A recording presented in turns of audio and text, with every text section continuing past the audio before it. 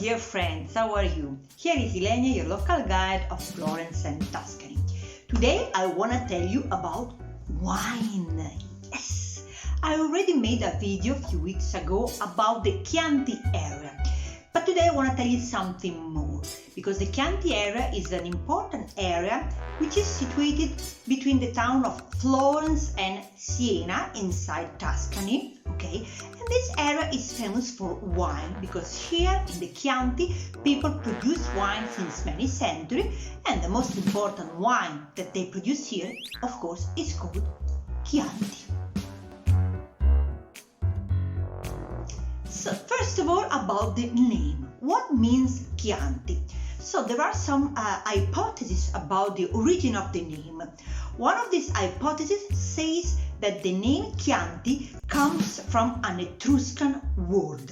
Etruscan is the first population we had in this area. They were living here already in the 7th, 6th century before Christ. So it's the most ancient population we had in the area of Tuscany. And they were already producing wine, okay? So the name Chianti comes from an Etruscan word which is calante and means full of water. Why full of water?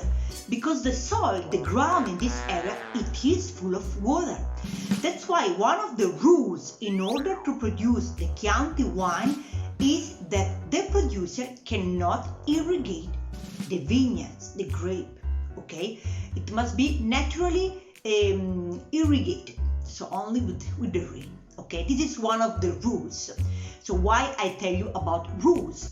Because of course, in order to produce a wine and call it Chianti, the producer must follow all the rules decided by the Consortium of Chianti. Because of course, Chianti in this case, Chianti means also a certification. If in a bottle you read the name Chianti, you know that the producer follow all the rules in order to produce that wine, okay? Otherwise, they cannot call their wine Chianti, okay? Of course, it's not only this. There must be some information on the label, okay? But anyway, in order to call a wine Chianti, they have to follow all the rules. But it's not only about irrigation. I can tell you some of the other rules. One of the rules is about the grape they use. So for a Chianti, minimum they must use 70% of Sangiovese grape, which is the typical grape that grow up in Tuscany. There are several varieties of Sangiovese, okay? To make Chianti, they must use the Sangiovese that grow up in the area of Chianti, minimum 70%. And then they can mix it with some other grapes that grow up in the same area. I tell you some names. Nerino, Cannaiolo grape, for example. These are some of the names. So 70% of Sangiovese, and then the producer can decide which other kind of grape you want to mix. And there are some rules about aging. How long the wine must relax in barrels and then in bottles before they sell it. So there are some rules, and also about this, it's not always the same because it depends also on the kind of Chianti, because we have several different kind of Chianti. And then there is something very important about the color. Chianti is a red wine. Doesn't exist any white Chianti. If somebody tries to sell you a white wine, and this person tell you this is a good one, Chianti, you can simply say, hey, you are a liar, because I know Chianti is only red. And that's true, Chianti is a red wine. But inside the area of Chianti, we can have some white wines, okay? And there are some which are very famous. For example, the white wine called Vernaccia that is produced in the area of San Gimignano. Of course, it is not called Chianti, it has another name, okay? So Chianti area means a very important wine which is called Chianti, but means also some other kind of wines, not only the Chianti. Something very important I forgot to tell you. Chianti, you have to say, when you read the word, you have to say Chianti, not Chianti, as I many times I hear, Chianti doesn't exist. Chianti, because in Italian, when we read the C followed by a H, we pronounce it like a K, very strong, K, K, okay? So C plus H becomes K, Chianti, just to let you know. Now, the Chianti area, but this area is divided in several more areas, smaller areas. So now I want to take a map so I can better explain you everything. Okay, let's start with this map, okay? In this map you can see Italy, my country, okay? Italy is divided in 20 regions, 20 areas, okay? Inside any region we have several towns. The gray one is the region called Tuscany, okay? That you can see also here. Yes, Tuscany. This is Tuscany. Inside Tuscany we have several towns like Florence, Siena, Pisa, Lucca, Arezzo, and so on. Florence is also the capital of Tuscany, okay? So here is Tuscany, okay? And this colored area is the Chianti. Different colors because, as I told you, we have different area in which they produce Chianti. And this is the area of Chianti. As you can see, we have several areas. So here is Florence and here Siena, down here Siena, because as I told you, basically the Chianti area was born in the past between Siena and Florence. And the red one is the one called Chianti Classico, classic Chianti area. Classic because it's the first one where they started to produce this one many centuries ago. There are several little towns in this area, and the most famous, the most typical and ancient about the Chianti are Greve in Chianti, Gaiole in Chianti, Radda in Chianti, and Castellina in Chianti. As you can hear, all of them end in Chianti, means inside Chianti. But as you can see, we have also some other areas, some other colors, because then we have the Chianti of the hills of Siena, the Chianti of the hills of Florence, because during the century the production of Chianti became something very important, and the rules of the consortium changed a little bit in the past. So now we have all this area, Chianti Rufina, this one, Chianti of the hills of Florence, Chianti e Montalbano, so they decided some new area in which it's possible to produce Chianti. But especially I want to tell you something about the Chianti Classico, because Chianti Classico is the most ancient area where they started to produce wine, and there are some nice things about this. First of all, the rules about the Chianti Classico are a little more restricted. So to make a Chianti Classico, they must use minimum 80% of Sangiovese, so not 70 like in the other Chianti, but here in the Chianti Classico is 80%. And also about aging, the rules are more restricted. I tell you also that generally for all the Chianti, the producer can also make some Chianti reserve. What means? It is something like a very good Chianti.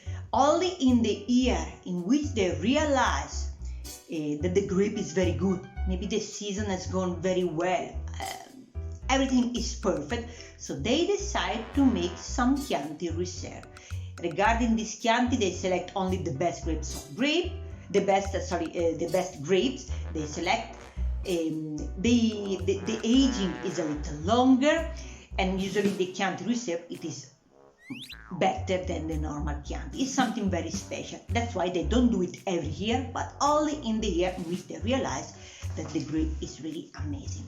Regarding the Chianti Classico also have a special symbol, which is the head of a black rooster.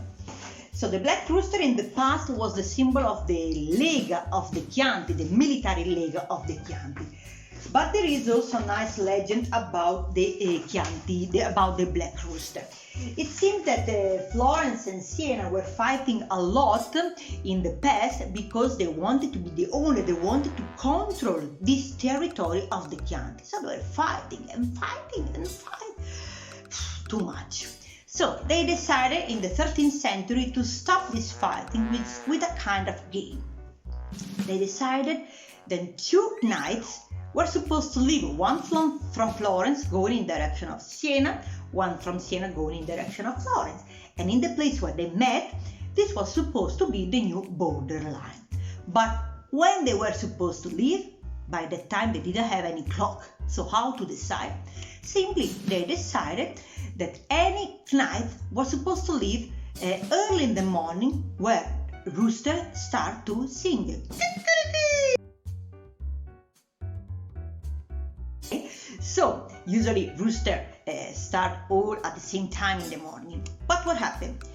People of Siena started to give a lot of food to the rooster because they thought maybe he's happy like this. I mean, he eat a lot, he's happy, we start to sing earlier.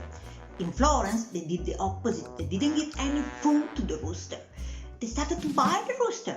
And actually, the rooster of Florence started to cry very, very early, much earlier than the one of Siena. So the knight of Florence started earlier, okay, and he got a bigger area. The rooster of Florence was a black one. So this is the legend about the black rooster, and actually the black rooster is the symbol of the Chianti Classic. So what about this black rooster? How we can recognize the black rooster? The black rooster is this one, you see? The red circle, golden inside, and with the black rooster. You should find this symbol on the bottle of Chianti Classico. You can find it on the neck of the bottle, you can find it on the label, but there must be this symbol. Otherwise, it's not a real Chianti Classico, it is a fake. Okay, so if you buy a Chianti Classico, wherever you are, because of course they can also deliver Chianti, deliver the wine in other countries.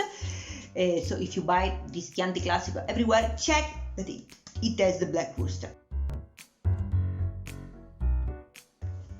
If you come here in Tuscany and you travel inside the Chianti area, you can simply go to any winery, you ask for a Chianti Classico, and you will see the black rooster on the neck of the bottle or maybe in the label. Both of them are okay. And also if you drive inside the Chianti Classic area, and if you stop in one of the small villages I told you, in Chianti, Castellini in Chianti, you can find a statue of the black rooster. Of course, because the black rooster for this area is something very important. Wine is very, very important in this area, and they celebrate it all the time. So in this little village, little town, you find in the main square the statue of the black rooster. Okay, so you can also make an homage, go to celebrate this black rooster while you are having your glass of wine. So, I hope this little video you enjoyed this little video with some information about the Chianti area and the Chianti wine. Something that I said in the previous video, but I want to tell you also here. If you're coming to Tuscany, to this area, to the region of Tuscany, and you wanna drive, you wanna visit the Chianti area, I suggest you to rent a car or to rent a car with a driver. Because like this you are free to move inside the area, to visit a small town, maybe move to another small town, maybe while you are driving you find a winery and you stop. Things that maybe you cannot do if you take public transportation that can stop only in some particular places.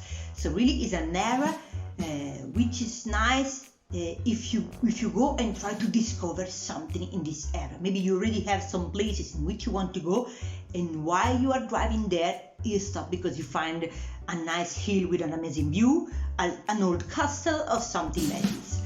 So hope you enjoyed the video. If you enjoyed it, please share it so we can give this information to a lot of people, and I hope to see you here in Florence and in Tuscany to enjoy these amazing places. Thank you very much. Ciao.